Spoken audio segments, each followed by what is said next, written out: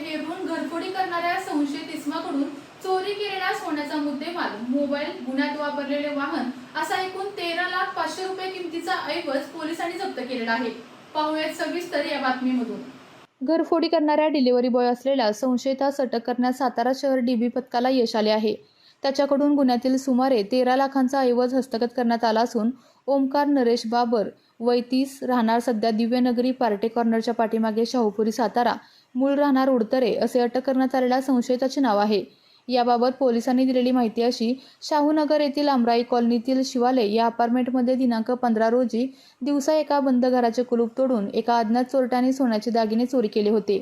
या चोरीबाबत सातारा शहर पोलीस ठाण्यात तक्रार दाखल करण्यात आली होती। तांत्रिक माहितीच्या आधारे एका संशयित आरोपीचे नाव समजून आले।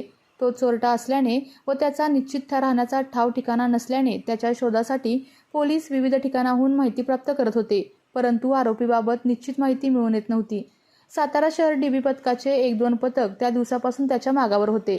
हा चोरटा पहाटेच्या सुमारास 4 चाकी वाहनाने जात असताना डीबी पथकाने त्यास थांबवण्याचा प्रयत्न केला। त्याने पळून जाण्याचा प्रयत्न केला, त्यावेळी डीबी पथकाने त्याचा पाठलाग करून त्यास पकडून ताब्यात घेतले। त्यास पोलिसांनी अटक करून न्यायालयामध्ये हजर केले असता त्याची पोलीस कस्टडी रिमांड मिळाली होती। रिमांडमध्ये त्याने संबंधित गुन्हा केल्याची कबुली दिलेली आहे। या चोरट्याकडून गुन्ह्यातील चोरीस गेलेला सोन्याचा मुद्देमाल, गुन्हा करताना वापरलेले वाहन, मोबाईल फोन असा एकूण 13,01,500 रुपये किमतीचा ऐवज जप्त करण्यात आलेला आहे। हा अटक आरोपी हा डिलिव्हरी बॉय असून डिलिव्हरी देताना बंद घरे हेरून घरफोडी करत असल्याचे तपासात निष्पन्न झाले आहे।